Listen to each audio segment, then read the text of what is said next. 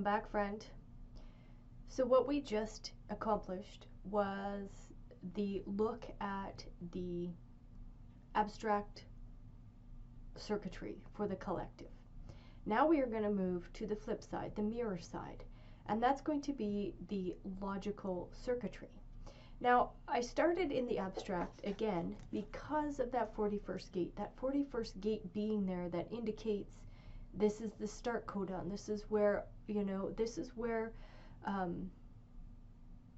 everything begins.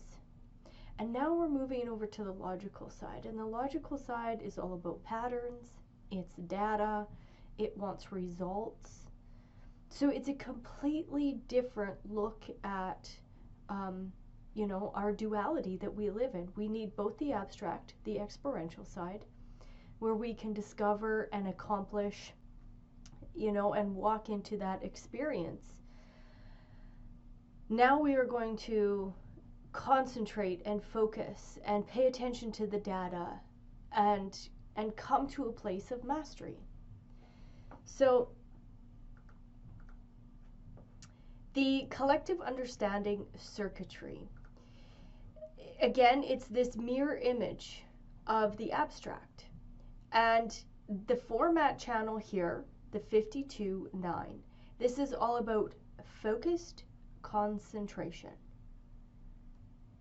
And the whole focus of this entire side is the future.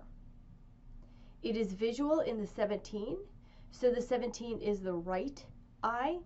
So things are brought in the moment. We are now in the splenic center, and you guys remember from the introduction to the centers that the spleen is in the moment. It's moment by moment by moment, because what the spleen's job is to do is keep us healthy and safe as we navigate on this plane, and it can do that moment by moment. There are no emotional waves here. So this isn't about emotionality. This isn't about having the experience. This is about cold, hard facts.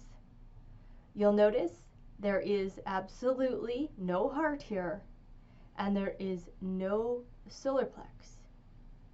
So this is not about the emotions, and this is not about willpower. This is about data only, and concentrating and focusing on the data so that we can then be led into the future. So some of your keynoting. So if you have any of these gates, any of this circuitry in your design, what you'll notice is that there are keynotes of sharing. So those particular traits in the body graph, they're going to be seeking perfection and mastery. It's about experimentation. So on this side of the body graph, this is looked at as science. That's what science does for us. Science experiments, science tests. Because there's patterns over here, and we're going to talk about this, the 515, so that you can grasp how powerful patterns really are. We are just patterns. Your DNA is a pattern. We have, the Fibonacci code is in everything. It's in plants, it's in trees, it's in, it's in the DNA and the RNA. So it's a part of our world. This is the pattern-oriented piece of who we are.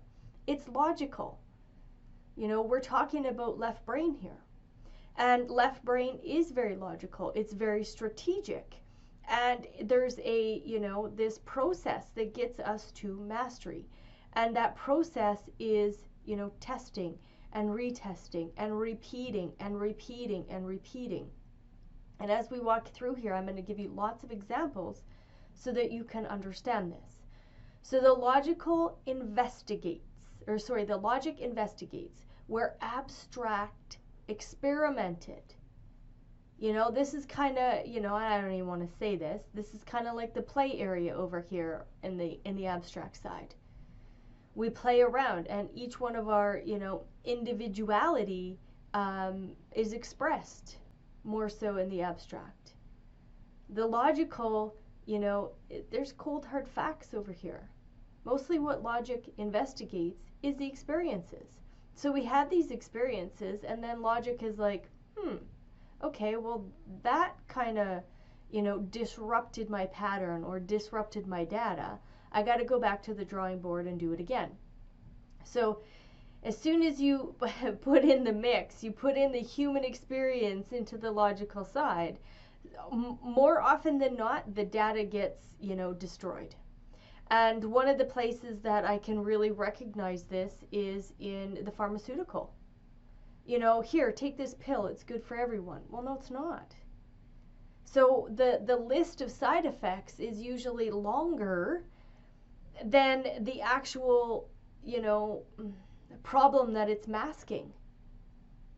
And why? Because every human being is completely different, and the experience that I have over one pharmaceutical and what you're going to have over a pharmaceutical is going to be totally different. But they can't make pills that will, blend to that. That's not what science does. It wants to test it, use a guinea pig, and then say, oh, well, that didn't work, let's reformulate. So understanding the pattern so that we can share it, that's what understanding means. So the most important, because it connects all living things, it's actually the most important circuitry. So the 515 connects all living things, and what I'm going to do is I'm going to now pop over to the next slide so you can see this. The cell has it. Plants have a portion of it. Insects have the 515. Birds and reptiles have the 515. Mammals have the 515. The penta, when we get into large groups, small groups, has the 515. The Wa, when we get into the Wa, there is a bunch of 515s that are held together to create. So every living entity, transauric or not, has either the full channel or a portion of the channel. And that's important to understand that, is that life is a pattern. So this is the architecture of life. I'm just bringing this to you here through the teachings of Ra. I'm not going to dive deep into this at this point in the juncture, but I want you to recognize the profound knowing that this is the most important. We are a patterned world, so this allows us to organize so we can look after ourselves, because basically what the logical side does is it organizes so that we can move into the future. So it demands the rules of logic be fulfilled, which means that you experiment with the formula to get the detail in order to be able to influence the collective so that they can feel secure into the future. There is no access to a motor, and we're going to really dive into this, okay? There is no direct access. So anything that is connected to the throat center, which is our communication, this is our action, this is our manifestation, you guys know that. The 62, the 16, and the 31. They are only connected to either an awareness center, an identity center, or another awareness center, period. There is no motor here. So the logical side is starved of energy. And I know you're going to say, well, there's the sacral, there's the root. It doesn't have a direct connection to the motor. A direct connection to the throat. So, for example, this would be a manifesting generator. However, the important piece is there's no direct connection. On the other side, we have that direct connection, where we have manifestation. We have 3 channels of manifestation, 2 in the collective and 1 in the tribe. There's this direct connection to manifestation. So it is starved of energy. So it is very difficult for the logic to experiment.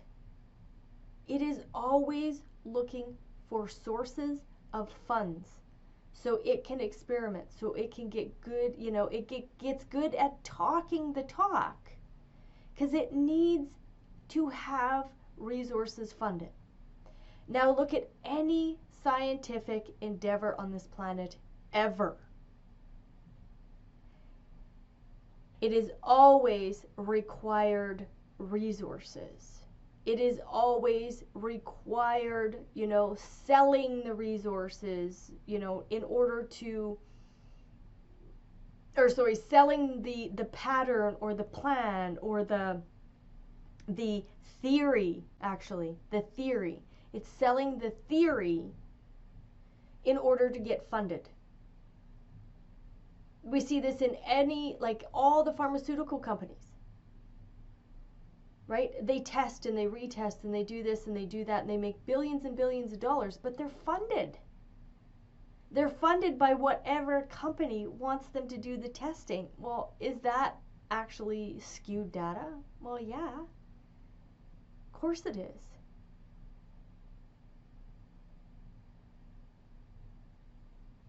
Because science doesn't care where it gets its money from.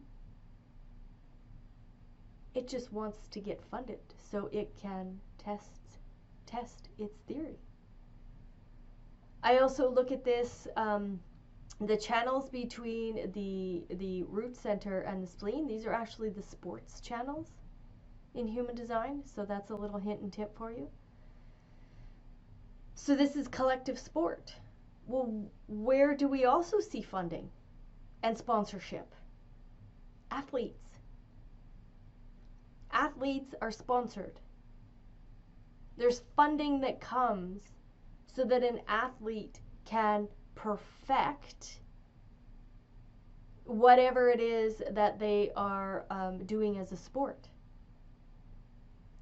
But the athlete can't, in order for them to be able to be in the gym or, out on the track or whatever it is, they need somebody to fund that. And that's what logic does. It talks a good talk. Here's my theory. You give me $1 million and I'll make her be the best. Now, whether or not that includes steroids or anything else, whatever. The theory is she will be the best.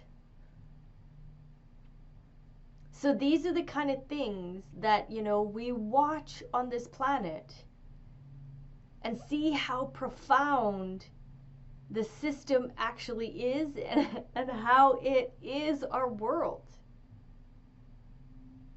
So if we just let the body be, the health and wellness of this planet would look totally different. Nope. Logic's getting in there. Theory's getting in there. Science is getting in there. And it wants to muck and muddle around with it.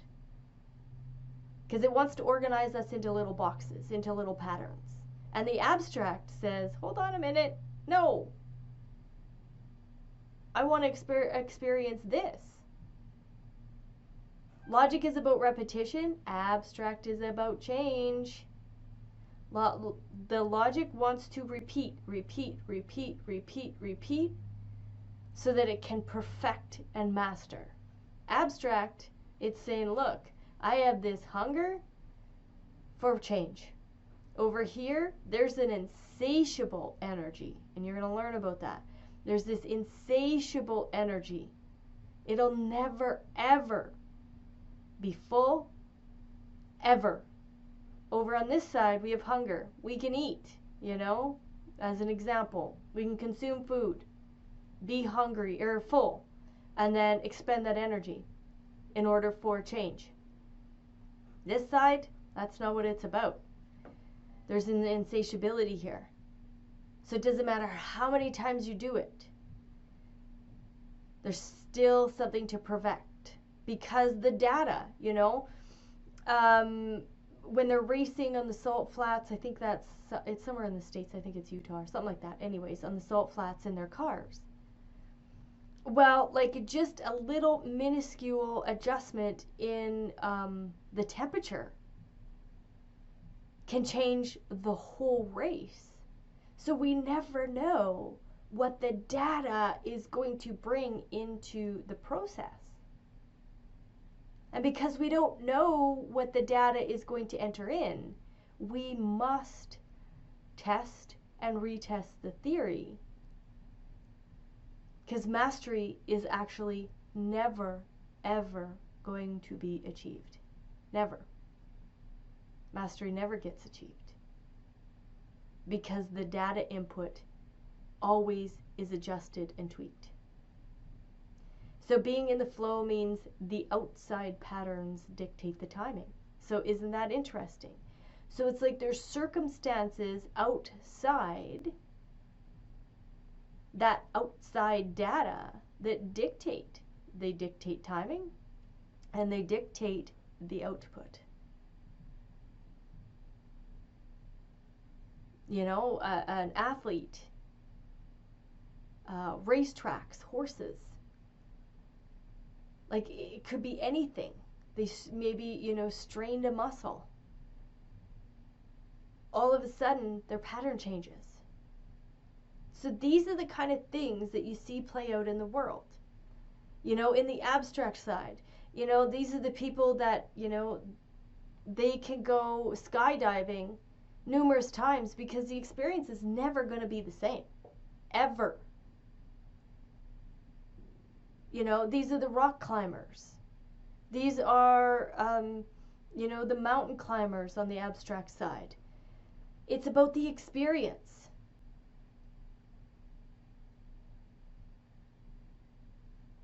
You know, they might rock climb 1,000 times. It's never the same. But on this side, repetition, repetition, repetition. You know, the one thing that always pops into my head when I'm over on this side, I look at gymnasts. I have a nephew who loves gymnastics, and he's really freaking good at it, man. But anyways, the repetition. You know, you're on the mat, and you repeat the same routine 9,000 times. But over here, those skydivers, oh, they go skydiving in Mexico, they go skydiving in Costa Rica, they go skydiving in the US, they go skydiving in Canada. Sounds like it's all the same. Sounds like they're repeating. But the experience is totally different. So again, all those patterns, they are throughout. They are throughout anything that's alive. There are patterns. And we need that because patterns organize us. Patterns provide that,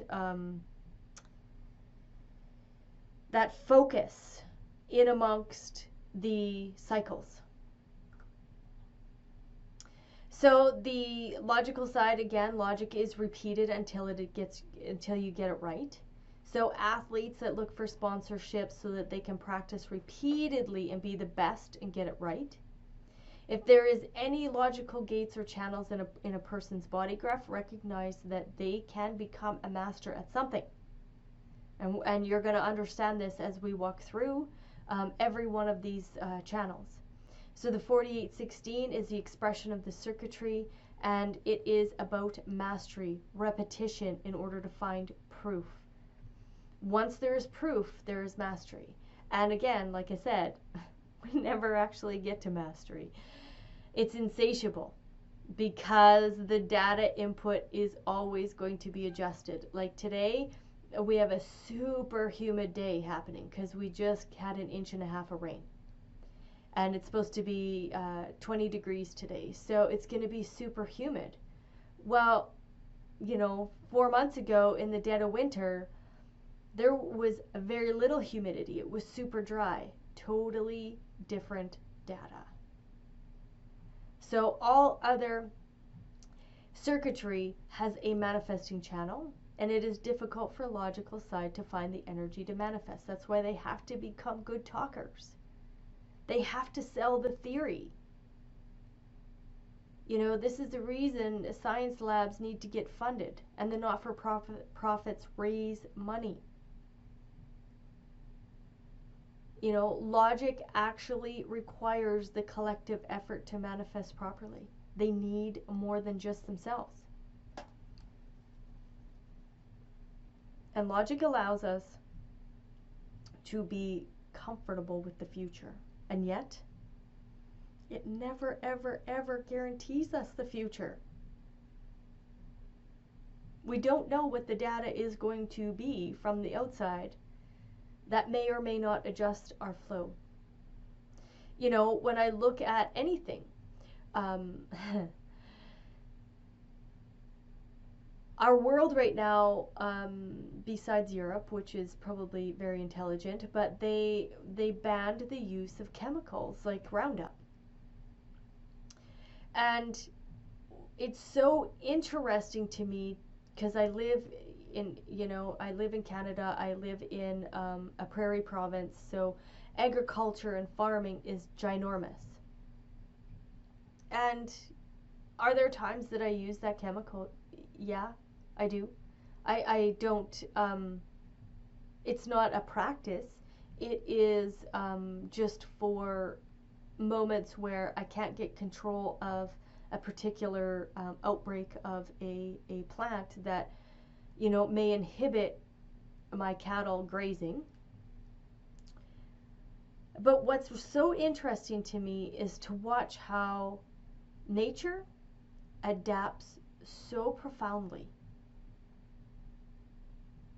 Humans, we can try everything. We can chemicalize, we can do so much. And yet, nature adapts. The other thing that I've noticed a lot, believe it or not, you know, there are companies out there that adjust the weather patterns. It's a big business. And we'll have a beautiful, beautiful, you know, blue sky day. And there'll be 20, 30 planes that fly over, spewing their chemtrails. And then all of a sudden the temperature drops, the clouds, you know, the sky is pummeled with these, they are definitely fake clouds. And it's just amazing to me how Mother Nature will adapt to that. She will adjust herself to that. So even though we live in a pattern world, no matter how much human beings want to adjust that, the pattern and the flow of nature will always, you know, will always win. It's just that we got to get out of the way.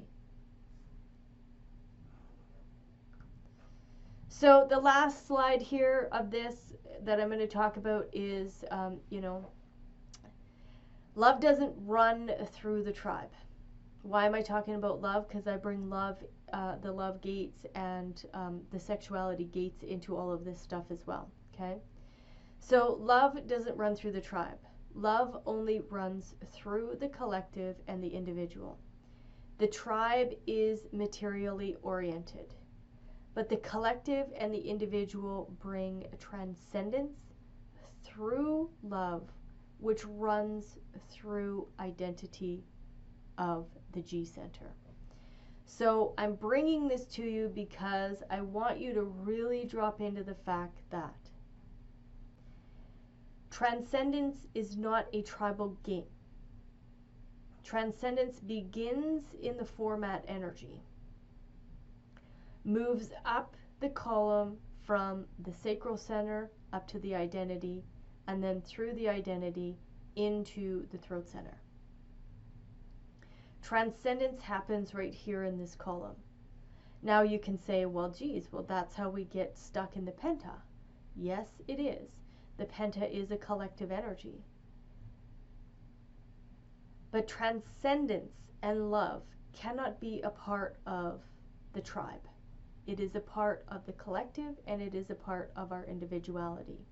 So to drop into love for a moment, we must understand that life is love. Love isn't a outside circumstance providing us with